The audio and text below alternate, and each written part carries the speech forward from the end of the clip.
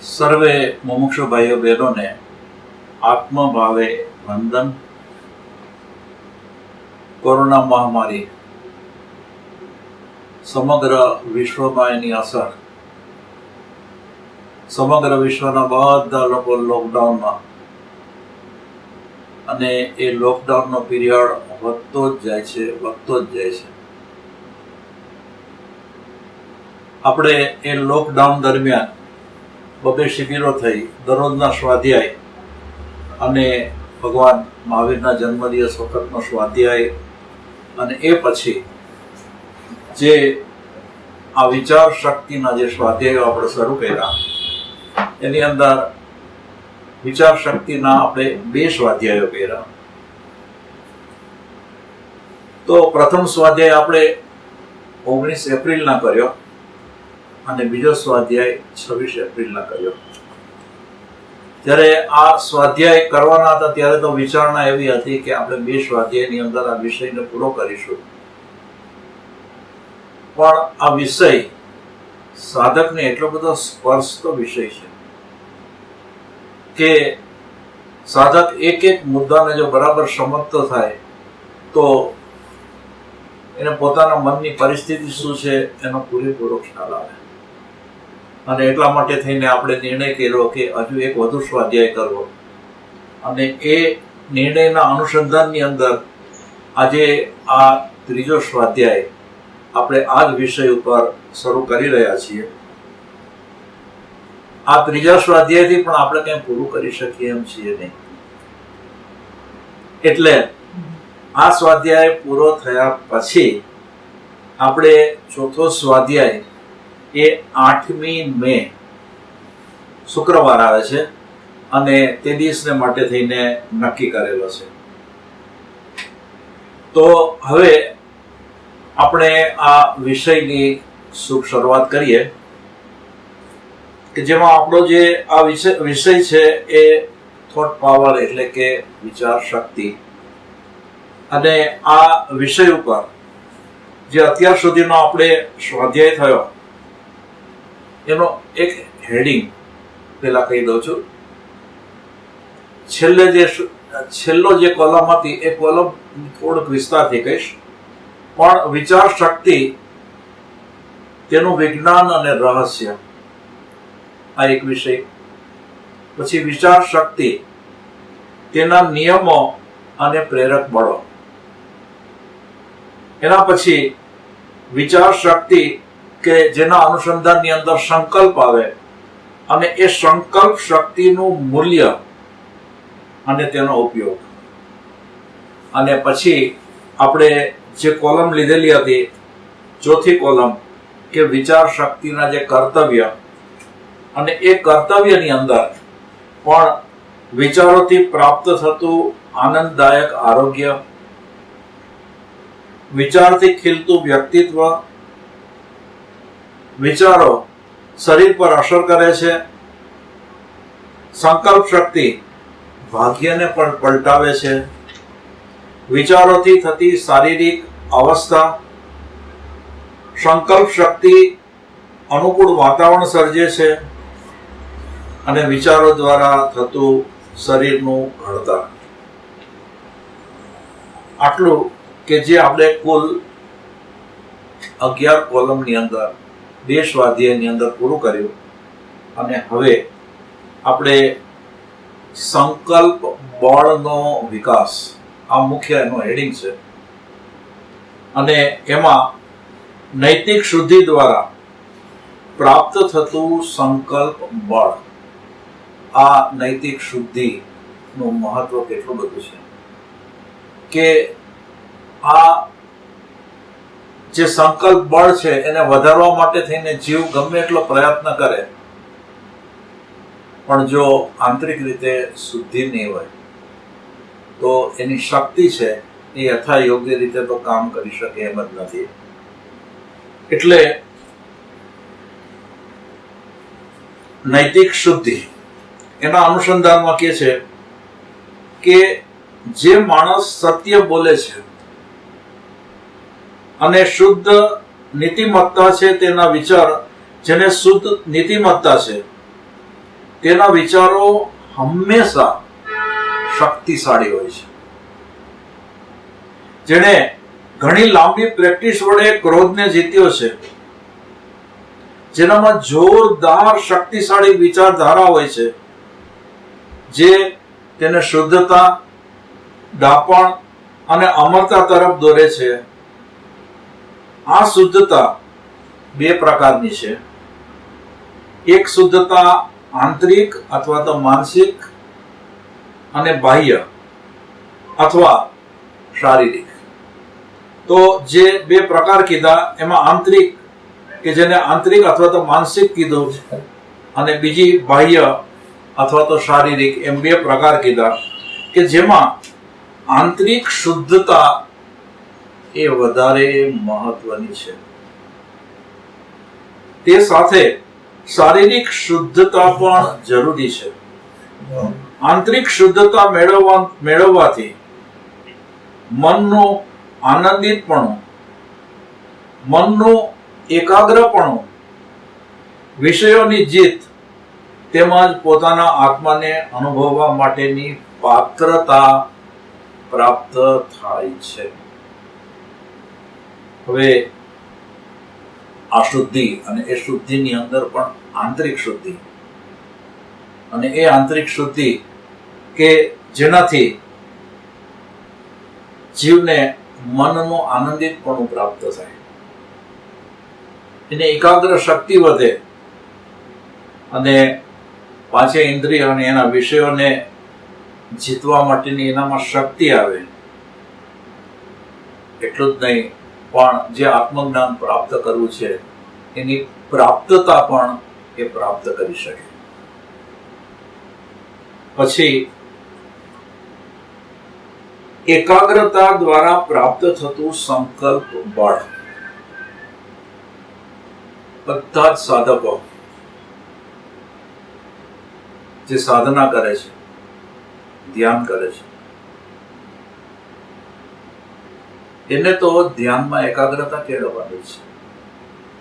પણ જે સાધકો ને હજુ ધ્યાનની ભૂમિકા પ્રાપ્ત નથી થઈ, એને પણ જે પણ આજ્ઞાઓ થઈ છે એ આજ્ઞાનું આરાધન ખૂબ એકાગ્રતાપૂર્વક કરવાનું રહેતું હોય છે. અને આ એકાગ્રતાથી સંકલ્પ બળની પ્રાપ્તિ થાય એમ કહેવાનું છે. માટે આપણે જોઈએ કે એકાગ્રતા માટે મનમાંથી નીકળતા જુદા જુદા તરંગોને એક જગ્યાએ ભેગા કરો તો મનને આત્માની અનુભૂતિ તરફ વાળી શકશો. આમ થવા માટે એકાગ્રતાની પ્રેક્ટિસ નિયમિતપણે કરો. એક જ જગ્યાએ બેસો, એક જ સમયે બેસો. આ એકાગ્રતા કે જેની અંદર મનના અલગ અલગ પ્રકારના ગમે તે બધા વિચારો થતા હોય, પણ મનને એક જ જગ્યાએ સ્થિર કરો. આ સાધનાનો પુરુષાર્થ છે. ખાલી સાધનાનો પુરુષાર્થ છે એમ નહીં, પણ બીજા પણ કર્મનો આ પુરુષાર્થ છે કે તમારું મન ચારે બાજુ ભટકતું હોય, પણ જ્યારે તમે જે આધ્યાત્મિક કર્મ કરતા હો એ બધેથી હટી ને જે ક્રમ ચાલતો હોય એની અંદર જ તમારું મન સ્થિર હોવું જોઈએ. એટલું જ નહીં, પણ સાધક તો બરાબર જાણે છે કે એના મનને એ બધી બાજુથી ઉઠાવી અને પોતાની સાધનામાં એકાગ્ર કરે છે. આવું એકાગ્ર થયેલું મન કે છે કે એને આત્માની અનુભૂતિ તરફ વાળી શકાશે. અને એના માટેનું સાધક તો એના માટે જ પુરુષાર્થ કરતા હોય છે, પુરુષાર્થ કરતો હોય છે. પણ દરેક મુમુક્ષુએ, પછી એ મુમુક્ષુ છે એ સાધક હોય કે ન હોય, પણ એ જે પણ કરે છે એમાં એને એકાગ્રતા કેળવવી એ અત્યંત જરૂરી છે. અને આ સાધ્ય કરવાને માટે થઈને ઈચ્છાઓ અને પ્રવૃત્તિઓમાં ઘટાડો, શાંતિ, ઇન્દ્રિયોને કાબુમાં રાખવી, જપ કરવા, ક્રોધને કાબુમાં રાખવો, એટલું જ નહીં, પછી કે છે કે નવલકથા, વર્તમાન પત્રનું વાંચન છોડી દેવું, પિક્ચર જોવા જવું નહીં અને ટીવી જોવું નહીં. આ બધા એકાગ્રતા કેળવવા માટેના સાધનો છે. તો જોયું ને કે મન આમ બધી બાજુ બહાર નીકળવા માટે થઈને કેટલા બધા કારણો છે, અને એ કારણોની અંદર નવલકથા, વર્તમાન પત્ર, ટીવી, આ બધું જીવને કેટલી બધી મૂંઝવણમાં નાખવું છે, બધું નાખી રહ્યું છે.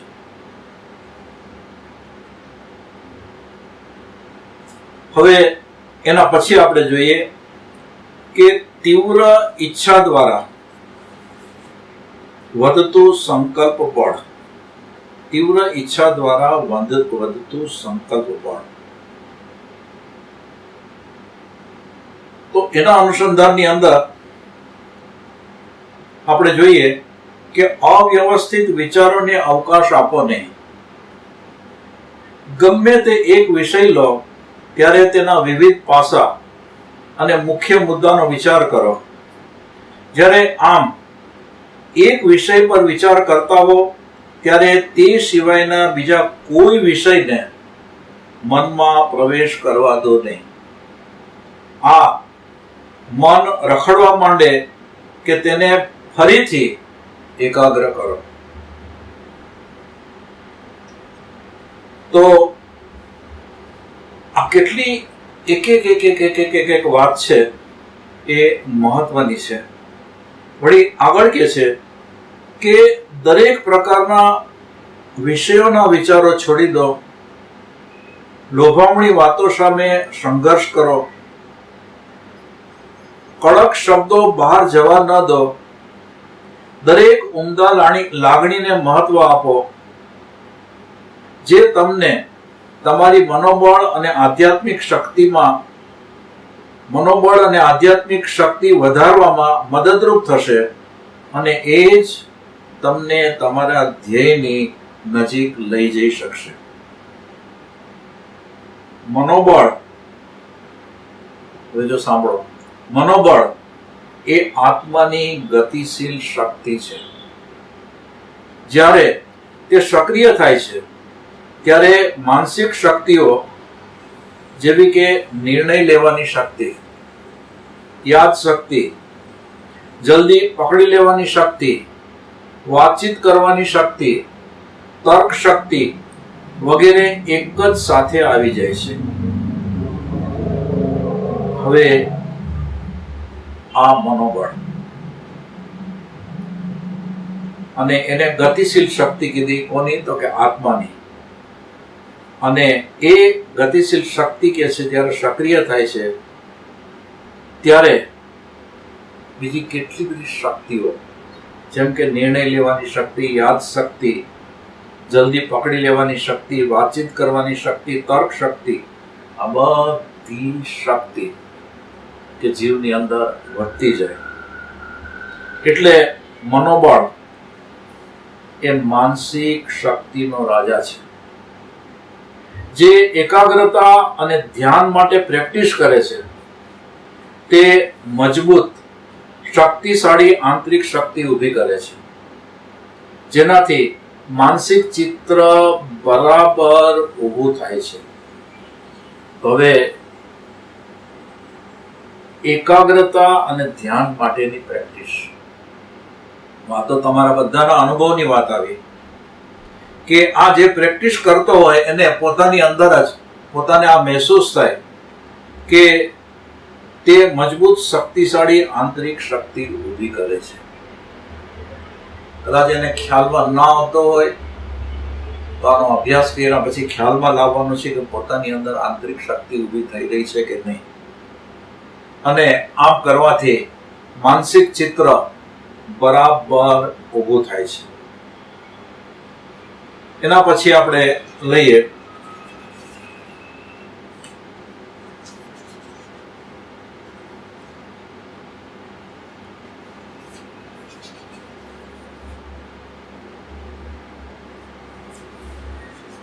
ગાઢ મૌલિક વિચારસરણી માટે ધ્યાન.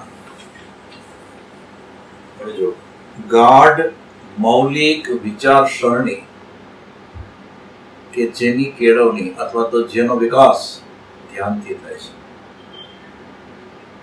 આપણામાંના ઘણા ભાગનાને ખબર જ નથી કે સાચી વિચારધારા શું. માણસોની બહુલ સંખ્યા છીછરાપણાની રીતે વિચાર કરવા વાળી છે. બહુ જ થોડા ઊંડાપૂર્વક વિચારણા કરી શકે છે. વિચારકો દુનિયામાં ઘણા છે, અથવા તો આમ જેને કહીએ ને કે વિચાર કરવા વાળા તો દુનિયાની અંદર બધા છે, પણ યથાતથ્ય રીતે વિચારણા કરવા વાળા તો કે એવા વિચારક તો બહુ ઓછા મળે. એ તો ઘણા ઓછા છે. ઊંડી વિચારધારા માટે તીવ્રતાથી સાધના કરવી જોઈએ. કેમ કે વિચાર એ સાચી કાર્ય શક્તિ છે. તે પોતાની જાતે જ ગતિશીલ શક્તિ છે. આનંદના વિચારો બહુ જ સહાનુભૂતિપૂર્વક બીજામાં તેવા જ આનંદના વિચારો ઉત્પન્ન કરે છે. ઉમદા વિચારણાનો જન્મ એ ખરાબ વિચારણાને દૂર કરવા માટેનું સાધન છે. તો હવે આમ આ હકીકતની અંદર આ બધી કોલમ અને એ કોલમની અંદર એક એક વાત, અને એ એક એક વાત છે એની અંદર આપણે પ્રેક્ટિકલ જીવનની અંદર આપણે જે પણ કરી રહ્યા હોય એની સાથે સરખામણી કરી અને એ સમજવાનો જો પ્રયત્ન કરીએ તો આ વિષય છે એ વધારે સારી રીતે સમજી શકાય. પણ આપણી પાસે અત્યારના તો એવો તો સમય નથી, કેમ કે 2 સ્વાધ્યાયની અંદર આ વિષય પૂરો કરવાના હતા. એની બદલે આપણે હવે ત્રીજો અને એના પછી પાછો ચોથો લીધો, અને છતાં પણ આપણે એનો જે કક્ષાએ એનો વિસ્તાર કરવો જોઈએ એ વિસ્તાર પૂરેપૂરો યથાયોગ્ય તો નથી કરી શકતા. અને એ કાર્ય તો સાધકે પોતે જ કરવાનું રહેશે કે એ આનો અભ્યાસ કરતો જાય અને પોતાની વિચારધારાને ખોલતો જાય.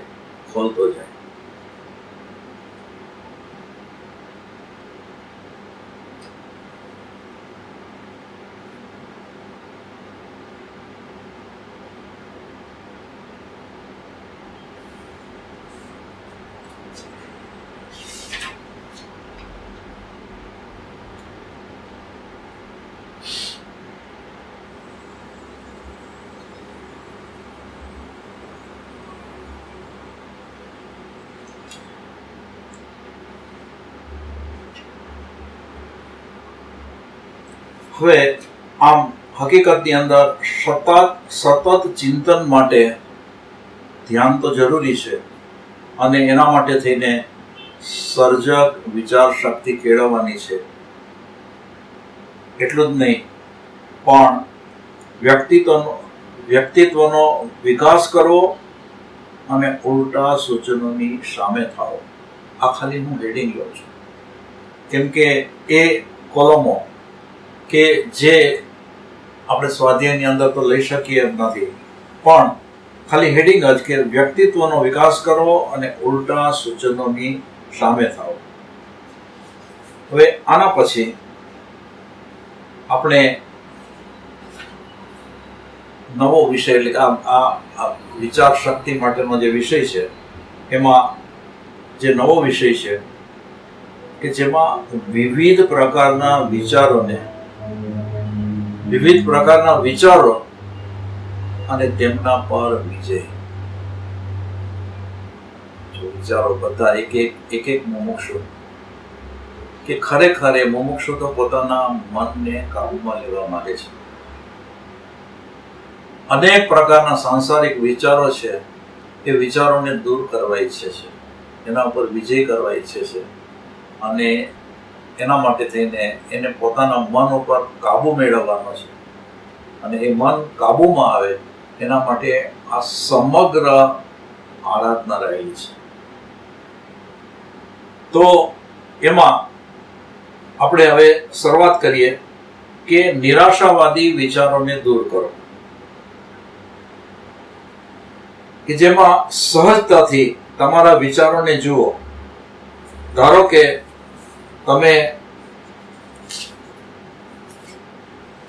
તમને હતાશા જણાય છે, તો શાંત ચિત્તે બેસો અને હતાશાનું કારણ શું છે તે શોધી કાઢો, અને તે કારણ દૂર કરવા પ્રયત્ન કરો. વિચારો કે તમારામાંથી કેટલા લોકો કે જે હતાશ થયા પછી શાંત રીતે બેસી અને એ હતાશા શા માટે ઊભી થઈ છે એનું કારણ ગોતતા હોય. કેટલી બધી મહત્વની વાત છે. આ તો ખાલી એક હતાશાની વાત આવે, પણ એવી તો બધી કેટલીય જીવનની અંદર વાત આવે કે જેની અંદર એ વિચાર કેમ ઊભો થયો, એનું શું કારણ, એ ગોતવા માટે તેને જીવે પ્રયત્ન કરવો જોઈએ.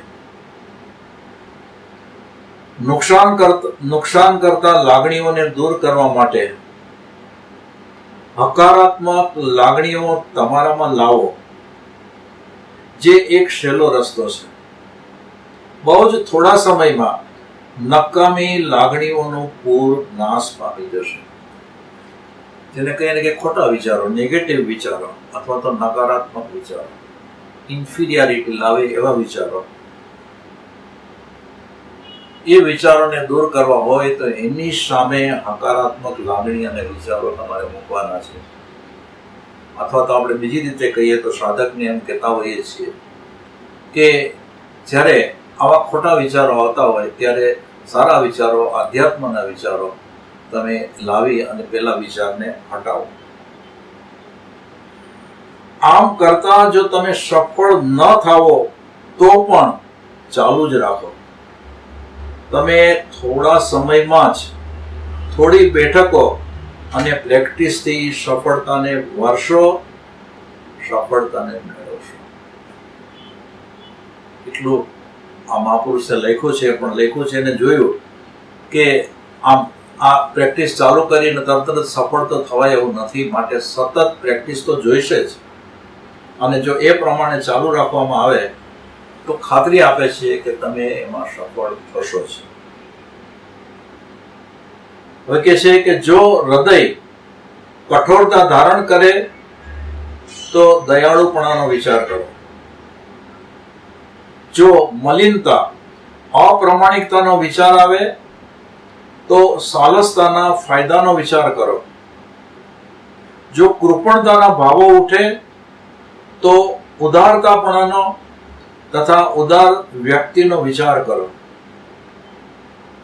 જો મોહ ઉભો થાય તો આત્માના વિચાર કરો. જો અભિમાન ઉભું થાય તો નમ્રતાનો વિચાર કરો. જો દંભતાનો વિચાર આવે તો સરળતાનો અને એના અગણિત કિંમતી ફાયદાઓનો વિચાર કરો. જો ઈર્ષા આવે તો ઉમદા ભાવનો વિચાર કરો. જો ભીરુતા આવે તો હિંમતના વિચાર કરો. આવી રીતે તમે બધા નકારાત્મક હલકા વિચારોને દૂર કરી મનને ઉન્નત બનાવી શકશો. મનને ઉન્નત બનાવવાની વાત આવી. પછી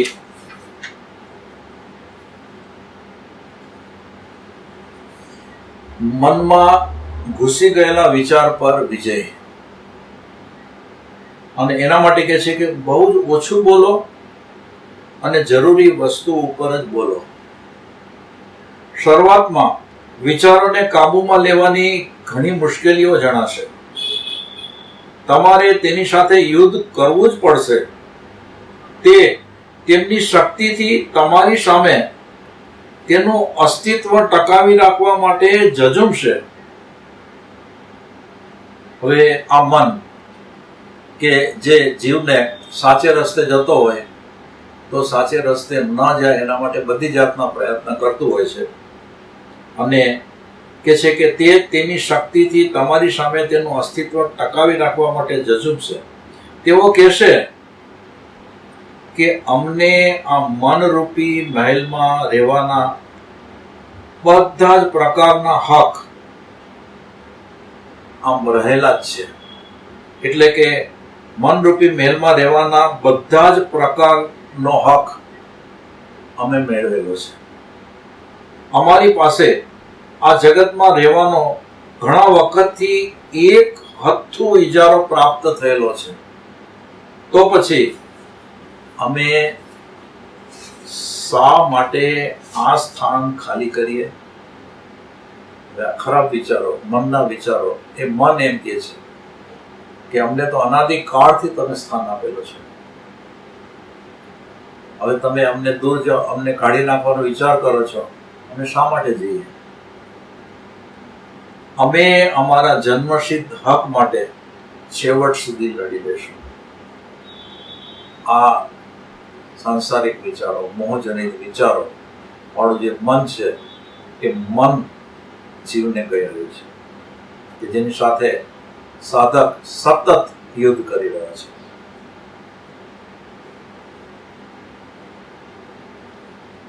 જ્યારે તમે ધ્યાન માટે બેસો ત્યારે તેઓ તમારા ઉપર ખૂબ જ જોરદાર જુસ્સાથી હુમલો કરશે. બધા જ પ્રકારના ખરાબ વિચારો તમારા મનમાં ઉગી નીકળશે. જેવા તમે તેને દબાવવા પ્રયત્ન કરશો તેઓ તમારા ઉપર હિંમત તથા બમણા જોરથી હુમલો કરશે. આ બધાના અનુભવની વાત હવે આવી રહી છે. પણ હંમેશા સારી વાત ખરાબ વાતને દૂર કરીને જ રહે છે. સારી વાત ખરાબ વાતને દૂર કરીને જ રહે છે. જેમ કે સૂર્યની સામે અંધારું ટકી શકતું નથી, ચિત્તો જેમ સિંહની સામે ઊભો રહી શકતો નથી, તેમજ આ અંધારભર્યા ખોટા વિચારો જે અદ્રશ્ય ઘૂસણખોર શાંતિના દુશ્મનો છે, તે દિવ્ય વિચારો સામે ટકી શકતા નથી. તેઓએ તેમની જાતે નાશ પામવું પડશે. જ્યારે તમે નકામા વિચારોને તાબે થાવ છો ત્યારે તમે તમારા આત્માથી દૂર છો. ફક્ત ઉપયોગી અને મદદ કરતા વિચારોને અંદર રહેવા દો. નકામા વિચારો છે તે આધ્યાત્મિક પ્રગતિમાં રૂકાવટ કરનારા પથ્થરો છે. જગતમાં વિચારો તમારી નવી વિચારધારાના સંસ્કારો ઊભા કરવામાં મુશ્કેલી ઊભી કરશે. નવા વિચારધારાના સંસ્કારો કે જે આપણે આપણી અંદર લાવવાના છે, અથવા તો એ આપણે એનો વિકાસ કરી રહ્યા છીએ, થોડા ઘણા આવેલા હશે અને એ વધતા જતા હશે, પણ પેલા વિચારો છે એમાં તો મુશ્કેલી ક્યાં જ રહેવાની. તેઓ તમને મુશ્કેલીમાં મૂકશે કે જ્યારે તમે ધ્યાનની પ્રેક્ટિસ અને આધ્યાત્મિક જીવન માટે પુરુષાર્થ કરતા હશો. બધાને ખબર છે કે આમ શાંતિથી આમ એમને બેઠા હોઈએ તો મન કોઈ વિચારો, આડાવડા વિચારો નહીં કરે. જેવા ધ્યાનમાં બેઠા કે તરત જ એ વિચાર ચાલુ થઈ જાય. પણ જો તમે આત્મિક વિચારોની વૃદ્ધિમાં નિયમિત હશો અને ધ્યાન પણ નિયમિત કરતા હશો તો આ સાંસારિક વિચારો ધીમે ધીમે પોતાની જાતે નાશ પામશે. ધ્યાન એ આવા વિચારોને બાળવા માટે અગ્નિ સમાન છે. દરેક સાધકો બરાબર સાંભળો કે ધ્યાન એ આવા વિચારોને બાળવા માટે અગ્નિ સમાન છે. सांसारिक विचारोने बहार काढी नाखवानो प्रयत्न न करो, पण तेनी सामे शुभ के शुद्ध विचारने मूको। ध्यानना विषय माटेना विचारो मूको। साची दिशाना उमदा विचारोने मूको।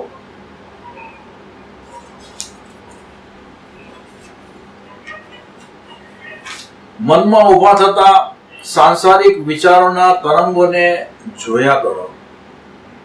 જ્યારે તમે સાક્ષી ભાવ, દ્રષ્ટા ભાવ કેળવશો ત્યારે આ સાંસારિક વિચારો ધીમે ધીમે ઘટતા જશે અને છેવટે તે બંધ થઈ જશે। હવે આ દ્રષ્ટા ભાવની વાત આવી કે વિચારોનો હલવો ચાલુ જ છે, પ્રયત્ન કરે છે, ધ્યાનની અંદર પ્રેક્ટિસ કરે છે, પણ વિચારો છે એ તો ચાલુ જ રહે છે। ત્યારે સાધકે શું કરવાનું કે ખાલી એના જોનાર બની જાય, દ્રષ્ટા બની જાય। એટલે કે એ જે પણ વિચારો ચાલતા હોય એની સાથે ભળી નહીં જવાનું, રાગ દ્વેષ નહીં કરવાના, પણ એને ખાલી જોયા કરવાનું। એટલે કે સાક્ષી ભાવ, દ્રષ્ટા ભાવ એ કેળવવાનો છે અને આ સાક્ષી દ્રષ્ટા ભાવ છે એનાથી ખરાબ વિચારો છે એ આસ્તે આસ્તે આસ્તે આસ્તે કરી અને નાબૂદ થતા જશે।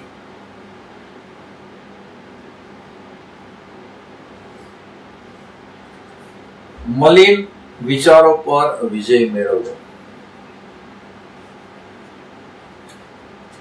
તો જ્યારે તમે તમારા રોજિંદા કાર્યમાં કાર્યરત હશો ત્યારે ખરાબ વિચારો તમારામાં આવશે નહીં।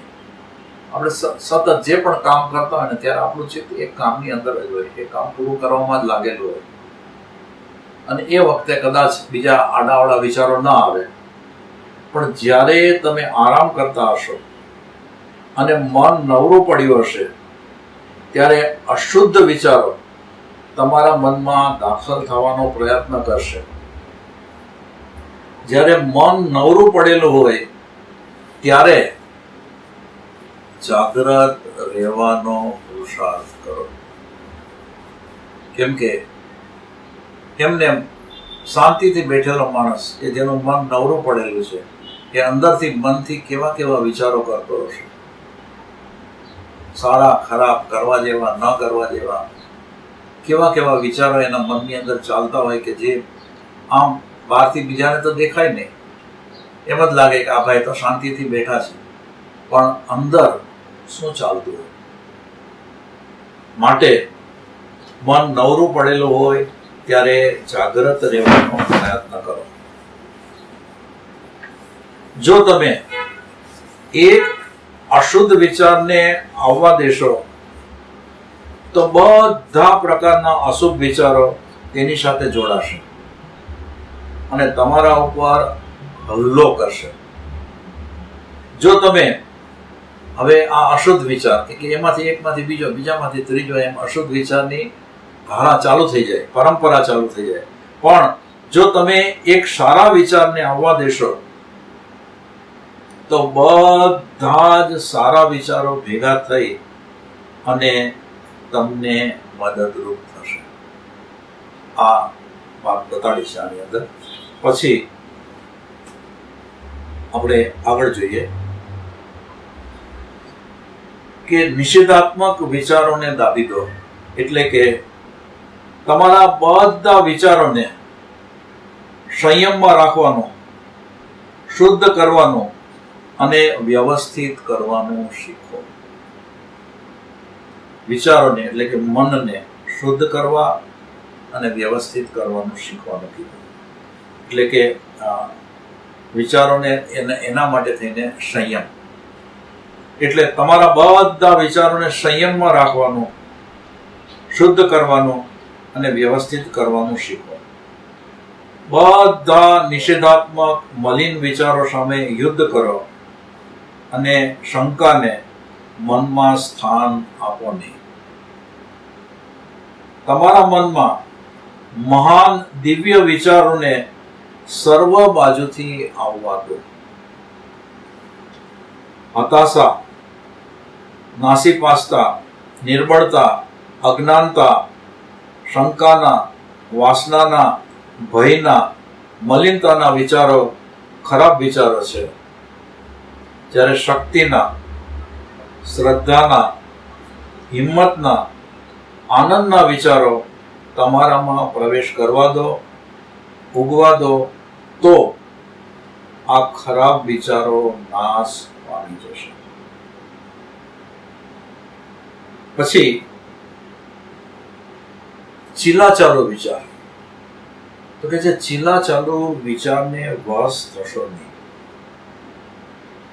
શરીરને લગતી બધા પ્રકારની ટેવોના, એટલે કે કપડાના, ખોરાકના અને આવા બીજા વિચારોથી ઉપર ઉઠવા માટે આત્મચિંતન તમારા હૃદયમાં કરો. તેઓ કે જેમણે વાસના અને ટેવના કારણોથી ઊભા થતા વિચારોનો નાશ કર્યો છે, તેઓ ભ્રમની સ્થિતિમાં પહોંચી અને આનંદનો ભોગવટો કરશે.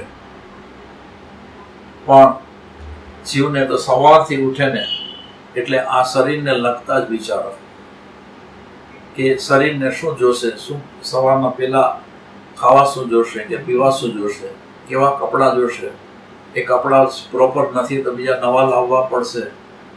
એમ પોતાના શરીર માટેની સવારથી કરી અને સાંજ સુધીની દરેકે દરેક વાત એની અંદર જ એનું ચિત્ત લાગેલું હોય છે, એની અંદર જ ચિત્ત લાગેલું હોય છે. પછી આગળ જોઈએ.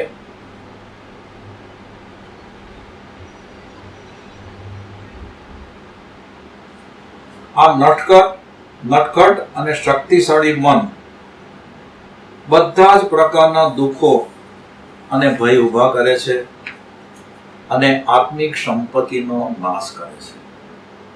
આ મુશ્કેલી પેદા કરનાર મનનો નાશ કરો. આકર્ષણ અને અપાકર્ષણના, ગમા અને અણગમાના, રાગ અને દ્વેષના વિચારોનો સંપૂર્ણપણે નાશ કરો. તો પછી સાધક પોતાના શરીરમાં રહીને કાર્ય કરવા છતાં શરીર તરફ એનું લક્ષ્ય રહેશે નહીં. તો સાધક કયો કે પછી તો સાધક સાધના કરતા કરતા એ ઉચ્ચ દશાએ પહોંચી ગયો કે એને આ શરીર હોવા છતાં પણ એનું લક્ષ્ય શરીર ઉપર નહીં, એનો અંતર્મુખ એટલે કે આત્મા તરફ જ એનું લક્ષ્ય.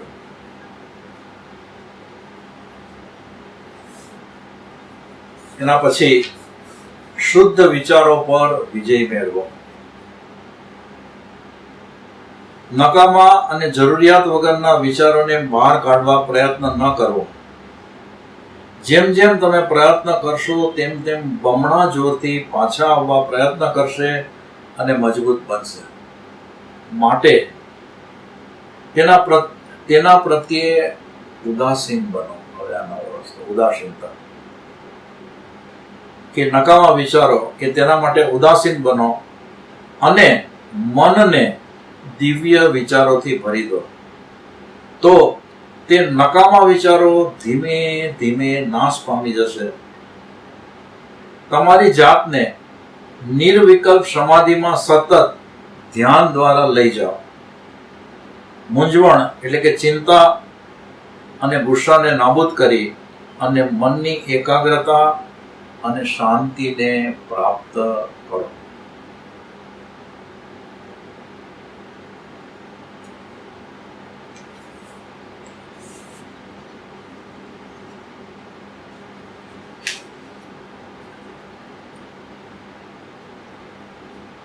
પછી પ્રેરણાત્મક વિચારો એટલે કે પ્રેરણાત્મક વિચારોને સંગ્રહી રાખો.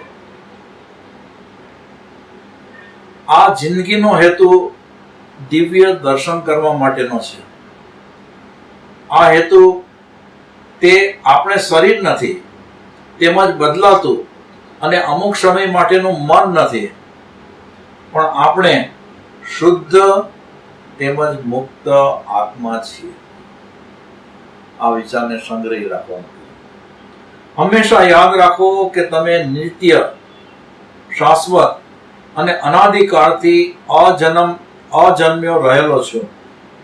હવે શું છે કે હંમેશા યાદ રાખો કે તમે, એમ કરીને આપણે વિચાર કરવાનો છે કે નિત્ય, શાશ્વત અને અનાદિકાળથી અજન્મ્યો રહેલો છો. તમે આ નાશવંત પર્સનાલિટી નથી કે જે નામ અને શરીરના આકારો સાથે જોડાયેલી છે. તો હકીકતની અંદર આપણું આ સાંસારિક જીવન છે એ અનિત્ય છે અને હંમેશા મોંથી ભરેલો જીવ છે એ અનિત્ય જીવનનો જ વિચાર કરે છે. પણ હવે આધ્યાત્મ માર્ગનો પંથી છે એને પોતાના વિચારોને એવી રીતે કેળવવાના છે કે જે શાશ્વત વસ્તુ છે એ તરફ જ એના વિચારોનો જોક લાવી અને એ સંસ્કારોને પોતાના અંતઃકરણની અંદર સ્થિર કરવાના છે. એટલે ભવ્ય પ્રેરણાદાયી વિચારોનું મનન કરો. જો તમે તમારી વિચાર શક્તિ ખીલવવા માંગતા હો તો તમને ઉત્સાહિત કરે તેવા પુસ્તક તમારી પાસે રાખો. તેને વારંવાર વાંચો કે જે તમારી રોજિંદી જિંદગીનો એક ભાગ બની જાય. પોતાની જાતનું જ્ઞાન એ મોટામાં મોટો ખજાનો છે. ધ્યાન એ પોતાનું જ્ઞાન કરવા માટેની ચાવી છે.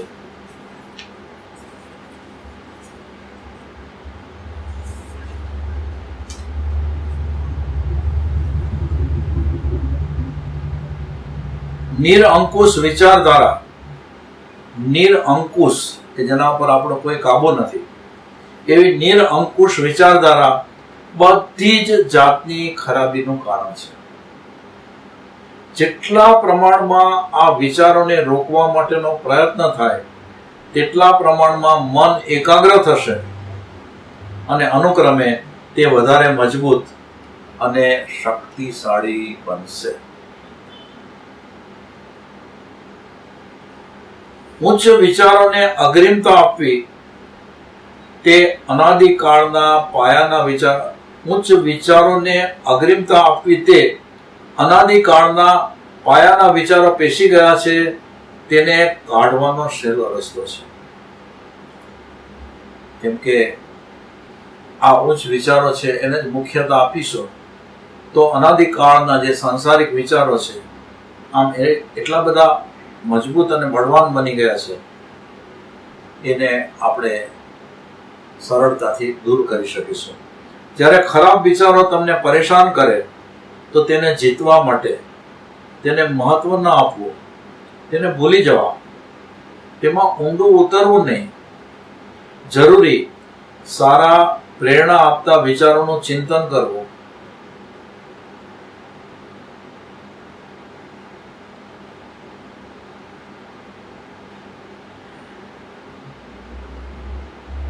આ બધી જે બાબતો છે એ વિચારો ઉપર કાબુ મેળવવા માટે તથા મુખ્ય સાધનાને માટે મૂળભૂત વાતો છે. મૂળભૂત વાતો. હવે આ જેને કહીને આ વિષય પૂરો થયા પછી આપણે બીજો વિચાર લઈએ છીએ, બીજો વિષય લઈએ છીએ કે વિચાર નિયમન માટેની વિધાયક રીતો. તો એ જે વિધાયક રીતો લઈએ એ પહેલા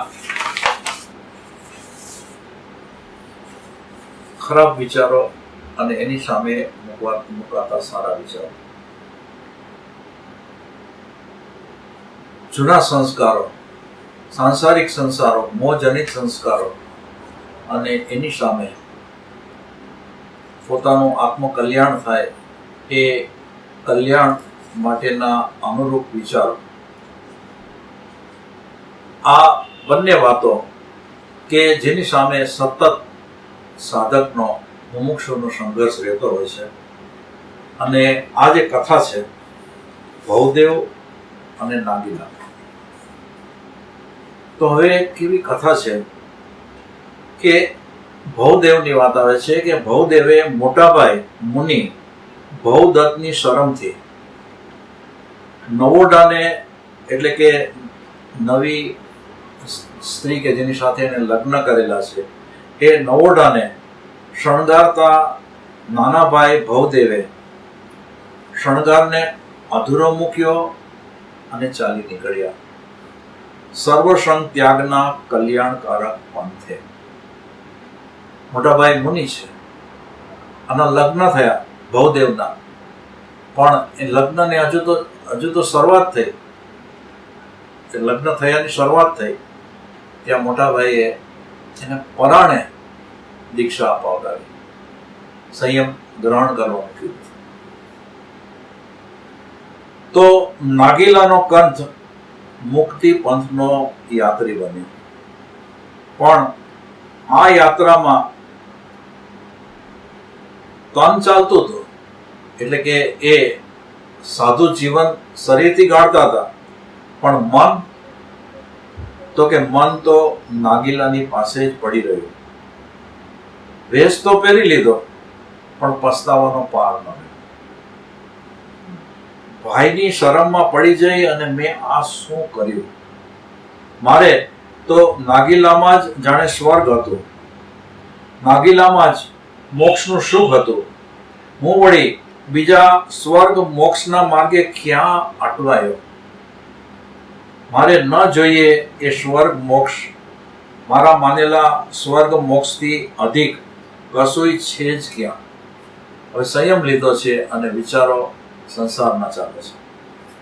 આમ ઉજળા વસ્ત્રધારી ભવદેવના મનમાં જમનાના કાળા પાણીના પૂર ઉમટ્યા. મનની સઘળી ભૂમિ પર એ ફરી વળ્યા અને એ મુનિ હોવા છતાં સર્વત્ર નાગીલાનું દર્શન થવા લાગ્યું. અને એ નાગીલાએ અનેક રૂપ ધારણ કર્યા. બિચારાને હવે એના મનથી વિચાર આવે છે કે બિચારીને મેં છેદ દીધો, કુમળી કન્યાની મેં હત્યા કરી, સર્વ જીવનની કરુણા મારે નથી ચિંતવી, મને તો અધિકાર જ નથી.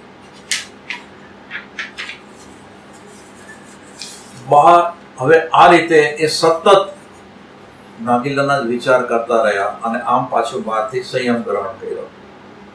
મોટાભાઈની હયાતી એટલે મોટાભાઈની શેરમાં, એટલે એ પોતાનું સાધુ જીવન પણ છોડી નથી શકતો અને એમ કરતા કરતા 12 વર્ષ વહી ગયા.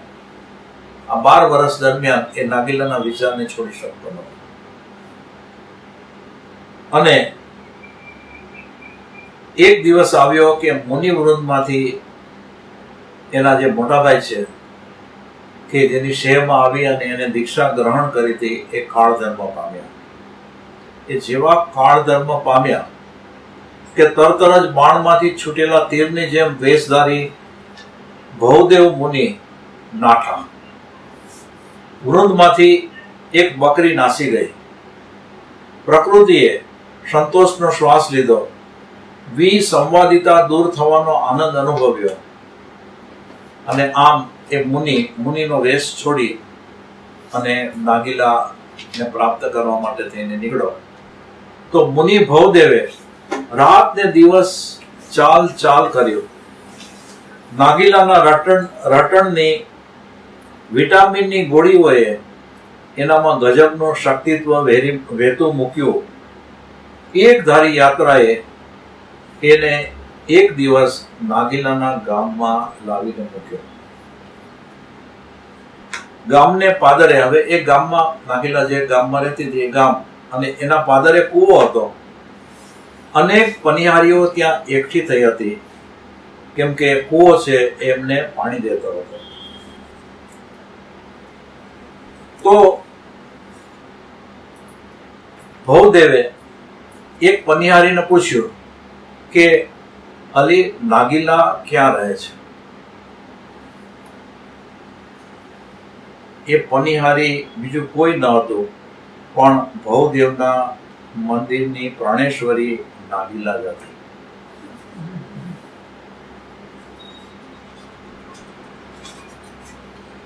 હવે નાગીલા છે એનું તો શરીર એકદમ પુરુષ એટલે કે સાવ લેવાઈ ગયેલું હતું, સાવ દુબળી થઈ ગયેલી હતી. અને એ આવા શરીરની અંદર ભવદેવે એને જોઈ તો એને ઓળખી તો ન શક્યો. પણ જ્યારે એને ખબર પડી કે આ તો નાગીલા જ છે, ત્યારે નાગીલાના સુકાઈ ગયેલા તુંબડા જેવા દેહને ભવદેવ ઓળખી શક્યા નહીં. નાગીલાએ અજાણ બનીને જ પૂછ્યું કે આપને નાગીલા સાથે શું સંબંધ? નાગીલાના સંબંધની વાતને બંધન ન માનતા ભવદેવ બોલી ઉઠ્યો કે હું એનો વર થાવ. ત્યારે નાગીલા શું કહે છે? શું બોલ્યા? નાગીલાના વર? ઓ સાધુ, તમે વર છો કે મુનિવર? સભાનપણે બોલો છો. હવે વર અને મુનિવર, મુનિ હોય એને તો બધું છોડી દીધું હોય ને. ત્યારે આ સણસણતો નાગીલાનો ઉચ્ચાર કે તમે વર છો કે મુનિવર. નાગીલાને ક્યાં ખબર હતી કે તેના જાપમાં 12 વર્ષની સભાનતાએ જ તેમને સાધનાના જીવનમાં બેભાન બનાવી દીધા હતા. એટલે કે સાધનાનું જીવન તો એનું હતું જ નહીં, ખાલી નાગીલાનું જ સ્મરણ હતું. અને આજે તો ખરેખર એ સભાન હતા.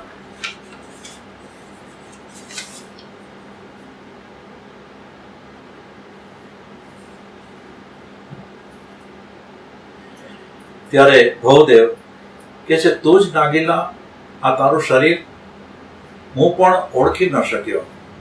નાગીલા, ચાલ, ઘેર ચાલ. ઘણી વાતો કેવી છે, ઘણું ઘણું કરવું છે. ચડ ચાલ, આમ રસ્તા વચ્ચે ઉભા ન રહેવાય. ત્યારે નાગીલા પૂરી સ્વસ્થતાથી બોલી કે મુનિવર, એ ઘર તો નાગીલાનું છે. ભવદેવને રહેવું હોય તો ભલે તે રહે, પરંતુ નાગીલા અને ભવદેવ બંને હવે એ ઘરમાં કદાપી સાથે રહી શકશે નહીં. નાગીલાના ઘરમાં અદ્વૈતની ઉપાસના 12 વર્ષથી આરંભાય છે. હવે એને ઓલો નાગીલાનું સ્મરણ કરે, અને આ નાગીલા છે એને આત્માનું કલ્યાણ કરવાનું શરૂ કર્યું. અને અદ્વૈતની ઉપાસના, આત્માની ઉપાસના 12 વર્ષથી આરંભાય. દ્વૈતથી નાગીલા કહે છે કે દ્વૈતથી નાગીલાને અપડાવી શકાય નહીં. ત્યારે ભવદેવ કહે છે કે અરે મૂળ નાગીલા, મારા અંતરના વણપ્રીછ્યા ઉમંગની તને કલ્પના પણ ક્યાં છે? હું કોના માટે દોડી દોડીને આવ્યો છું તે તું જ મને જાકારો દે છે. આ જ તારું 12 વર્ષનું શિક્ષણ, આ તારો પતિ પ્રેમ. ચાલ, ઘેર ચાલ, બધી વાત માંડીને કરવી છે. ત્યારે નાગીલા બોલી કે મુનીશ્વર, તમારા અંતરની મેં કરેલી કલ્પનાના તો તમારા દર્શને જ ભૂક્કો બોલાઈ ગયો. નાગીલાને તો એમ હતું કે એ તો આધ્યાત્મ માર્ગ પર કેટલા ઊંચે સુધી પહોંચી ગયા હશે, અને તમે તો મુનિનો વેશ છોડી અને અહીંયા આવ્યા છો, તો મારે તો તમારી માટેની જે કલ્પના હતી એનો ભૂક્કો બોલાઈ ગયો. મારે હવે નથી વધારવા એ ઉમંગ કે જેમાં વિકારના ઉકરડાની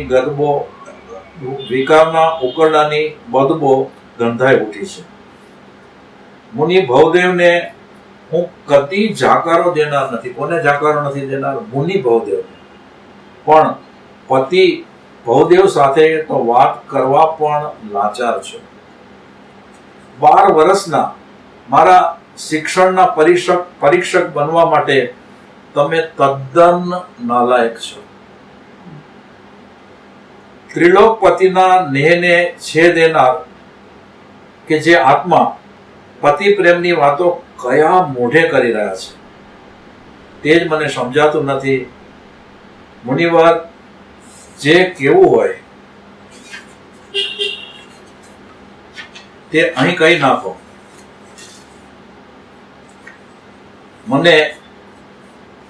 તમે મને અહીં જ કહી નાખો. તમને સાંભળી લેવા તૈયાર છું, પરંતુ તમારી સાથે ઘર ભણી પગ ઉપાડવા આ નાગીલા લાચાર છે. ત્યારે ભવદેવ કહે છે કે પણ નાગીલા, તારી યાદમાં જ મેં 12 વર્ષ વિતાવ્યા છે અને એ રટણે જ મને જીવતો રાખ્યો છે. વળી આગળ કહે છે કે નાગીલા, મને માફ કર, મારી આ વાત તું સ્વીકારી લે. આ આંખો હવે તારું દર્શન નહીં છોડે. આ મન હવે તારી સાથે 24 કલાક વાતો કરવા તલપી રહ્યું છે. ત્યારે નાગીલા શું કહે છે કે ઓ મુનિવર, બંધ કરો એ લવારો. નાગીલાએ કાનમાં આંગળી નાખી દેતા વાતને વચ્ચે જ કાપી નાખતા કહ્યું કે ખરેખર નાગીલાને તમે ચાહતા હો, એનો પડતો બોલ ઝીલવા તૈયાર હો, તો નાગીલા તમને આદેશ કરે છે કે તમારી એ આંખો ઠેકાણે આવવા ન જ માંગતી હોય તો ફોડી નાખો એ આંખોને. નાગીલા માને છે કે અંગ હાનિ કરતા સત્વ હાનિ ઘણી ભયંકર છે. સત્વના કાજે આખું અંગ હોમાઈ જાય તોય કશું ખોટું ન કહેવાય. વળી કે છે કે તમે તમારા મન મારી અને મારી 12 વર્ષની જિંદગી પૂરી કરી.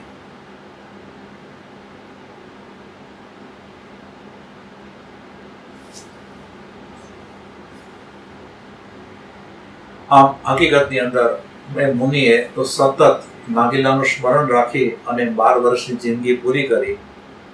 અને નાગીલા પોતે કહે છે કે મેં મારા મનને ઓલામાં ભવદેવે મનને મારી અને 12 વર્ષની જિંદગી પૂરી કરી. અને નાગીલા કહે છે કે મેં મારા મનને રસપૂર્વક કેળવી અને 12 વર્ષ પસાર કર્યા.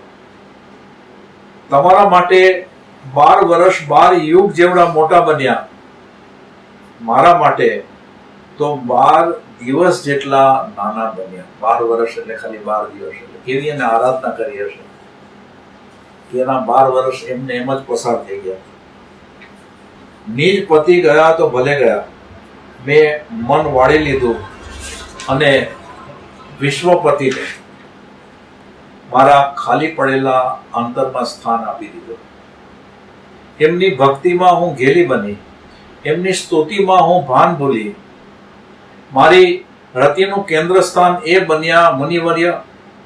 તમને મારા પતિ તરીકે વિસરી જઈ અને મારા ગુરુ તરીકે અને છેવટે મારા તરણ તારણ દેવ તરીકે વધાવ્યા. જ્યારે અને ત્યારે મારી આંખ સામે તમે આવતા હતા, કેમ કે નાગીલાએ આ ભવદેવને પોતાના ગુરુ તરીકે માનેલા હતા. એને નજર રાખી અને પોતે પોતાની આરાધના કરી રહી હતી. હે મુનીશ્વર, વિષયોના ભોગ અગણિત જીવોની ઘોર કરે છે. એ મળદાની કબરો પર બેસી અને આનંદ માણવાનો આપણને શું અધિકાર છે? માનવ સર્વનો રક્ષક હોય કે ભક્ષક? માનવ જો સર્વભક્ષી બનશે તો દીન દુખી અને અસહાય જીવોનું રક્ષણ કોણ કરશે? અને હવે મૂળ તો આ કથા આપણે બહુ ટૂંકાણમાં લીધી એટલે વચ્ચેની ઘણી બધી વાતો છોડી દીધી છે. પણ આ છેલ્લે નાગીલા કહે છે કે મુનિવર, હજુ કશું બગડ્યું નથી, અહીંથી પાછા ચાલી જાઓ. તમે નાગીલાના સ્વામી થવા જન્મ્યા નથી. જો તેમ જ હોત તો મોટાભાઈ તમને બોલાવવા આવ્યા ન હોત. તમારો જન્મ તો સર્વ જીવોના સ્વામી બનવા, સર્વ જીવોને અભય વચન આપવા માટે થયો છે. જાઓ, વિશ્વના ખૂણે ખાચરે ફરી વળો. વિતરાગનો પરમ શુદ્ધ માર્ગ સર્વના દિલમાં ગુંજતો કરી મૂકો. દુઃખિતોને આશ્વાસન આપો, પતિતોને શાંતિ આપો. વિષયથી અંધ બનેલાને સન્માર્ગનું દાન કરો. ઓ મુનિરાજ, જીવન રક્ષક, જાઓ, મારા અંતરના આશીષ આપું છું. આપ સર્વ જીવોના ત્રાતા બનો. વૈષયિક વૃત્તિ પર સ્વામિત્વ પ્રાપ્ત કરી અને સાચા અર્થમાં સંત બનો. સત્યના ઉપાસક સંત, જીવનના ભવ્ય શિલ્પી, આપને મારી અનંત વંદનાએ અંતરથી આશીર્વાદ આપું છું. આટલું કીધા પછી કહે છે કે અવિનય અપરાધની માફી માંગુ છું, જરૂર માફી આપશો. અંતર સાધનાની સરિતા ખળખળ વહી જતા પ્રશાંત, ફરીથી લઉં છું કે અંતર સાધનાની સરિતા ખળખળ વહી જતા પ્રશાંત નીરના પ્રિય શ્રવણમાં ભવદેવ ગુમ ભાન બન્યા. સંસાર જગતની એક અબડાની એ જ 12 વર્ષની ધન્યતમ વિરાગની ઉપાસનાને સાંભળતા તેમના ગાત્ર ધ્રુજી ઉઠ્યા. 12 વર્ષ સુધી પછી તો આ નાગીલાએ ખાલી આરાધના કરી અને બહુ જ ઉચ્ચ દશાએ પહોંચી ગઈ હતી. ધરતી માર્ગ આપે તો નીચે ઉતરી જવાનો પુકાર રોમ રોમમાંથી થવા લાગ્યો. પોતાની જાત ઉપર ભારે ફિટકાર વર્ષાવતા પશ્ચાતાપના આંસુ વહી જવા લાગ્યા. નાગીલાનું અંતર આનંદથી દોડી ઉઠ્યું. હવે આ પરિવર્તન એની અંદર શરૂ થયું એટલે નાગીલામાં આનંદની ધારા શરૂ થઈ. ગળગળા સાદે મુનિવર બોલ્યા કે સતી સાધ્વી, તમે આજે મારા ગુરુ બન્યા. પતનની ઊંડી અગાધ ગર્તામાં ઝંપલાઈ જવા તત્પર બનેલા મને તમે જીવત દાન આપ્યો. વિરાગના બીડાઈ ગયેલા ચક્ષુ તમે ખોલી નાખ્યા. તમારી અંતરની વંદના તમારા અંતરાત્માને અર્પું છું અને આ ઉપકાર હું કદી પણ નહીં ભૂલું. આમ ભવદેવ મુનિની વૃત્તિઓનું ઉર્ધ્વીકરણ થયું અને મુનિવરે જીવનના ઉર્ધ્વ વિકાસના પંથે પગ ઉપાડ્યા. તો હવે આ કથાની અંદર કેટલી વસ્તુ વિચારમાંથી છે, કેટલી વસ્તુ વિચાર. આ સ્વાધ્યાયનો સમય તો પૂરો થવા આવ્યો એટલે હવે એક ખુલાસો કરી લો કે ગયા વખતના સ્વાધ્યાયની અંદર આંબુલીમાલની જે મેં કથા કરેલી હતી એ કથાની અંદર ઘણા લોકોના ફોન આવ્યા કે એ ભગવાન મહાવીરની કથા હતી કે ગૌતમ બુદ્ધની હતી. મારી પાસે બંને કથા મોજૂદ છે કે જેમાં એક કથાની અંદર એ બુદ્ધના નામ સાથે જોડાયેલી છે અને એક કથા ભગવાન મહાવીરના નામ સાથે જોડાયેલી છે. એમાંથી મેં ભગવાન મહાવીરના નામ સાથે જોડાયેલી કથા પસંદ કરી અને એ સ્વાધ્યાયની અંદર લીધેલી હતી. તો એ ભગવાન મહાવીર હોય કે ભગવાન બુદ્ધ, એના વિકલ્પ કર્યા વગર એ મહાપુરુષ કે એની શક્તિ કેવી કે અંગુલીમાલ જેવા કેવા ક્રૂર અને ઘાતકી જીવ કે જેનું પરિવર્તન એને કરી નાખ્યું. એ જ આપણા માટે તો એક બહુ જ મહત્વની અને અગત્યની વાત છે. તો હવે આપણો આ ત્રીજો સ્વાધ્યાય તો પૂરો થયો. જેટલો ધારેલો હતો એટલો તો નથી થયો, પણ અત્યારના આપણે એ સ્વાધ્યાય પૂરો કરીએ છીએ અને હવે આવતીકાલથી 2 દિવસની શિબિર શરૂ થાય છે, 2 અને 3 મે. અને એના પછી પાછી 9મી અને 10મી મે, અને એ પણ શનિ અને રવિવાર જ છે. અને તે દિવસે પણ પાછી આ મે મહિનાની બીજી શિબિર. તો 2 દિવસની નાની ટૂંકી શિબિર, પણ એના 2 પાર્ટ કર્યા. અને એક તારીખ 2 અને 3 મે શનિ રવિ, અને બીજું 9 અને 10 મે શનિ રવિ. અને એ શિબિરનો વિષય પણ ઉપદેશ છાયા 4 અને ઉપદેશ છાયા 5 રહેશે. તો આપ સર્વે અત્યારના આવા સંજોગોની અંદર આ શિબિરોનો લાભ ખૂબ સારી રીતે લઈ રહ્યા છો. આમ ગણો તો જાણે કે આ કોરોનાનો જે સમય છે એ સાધકો આરાધકો માટે જાણે ઉપકારી સમય બની ગયો, અને બધા જે કંઈ પણ આ નિવૃત્તિનો સમય મળ્યો છે એનો જે સદુપયોગ કરી રહ્યા છે એ સદુપયોગથી આંતરિક રીતે આનંદનો અનુભવ કરી અને પોતાના વિચારો વ્યક્ત કરી રહ્યા છે. અને એ બધાના આવા વિચારો જોઈ અને અમને પણ ખૂબ જ ઉત્સાહ અને આનંદ વધી ગયો છે કે આવા સમયે પણ જીવો એટલે કે સાધકો અથવા તો મુમુક્ષુઓ પ્રગતિ કરી રહ્યા છે. તો આ બંને શિબિરનો આપ બહુ સારી રીતે લાભ લો. જે કંઈ પણ આંતરિક રીતે આપ એ બળ ઊભું કર્યું છે એની ધારા ચાલુ રાખી છે અને શિબિર અને સ્વાધ્યાયનો બરાબર લાભ લઈ રહ્યા છો, એ બળને જરા પણ ઢીલું થવા દેશો નહીં. આ કોરોનાના વિચાર કરી અને તમારા ચિત્તને બહાર જો લઈ જશો તો બીજા અનેક પ્રકારના વિચારો આવી અને તમારા આ આંતરિક બળને ઢીલું પાડતા જશે. અને જો એમ થશે તો શિબિરનો જેવો લાભ લેવો જોઈએ એવો લઈ શકાશે નહીં.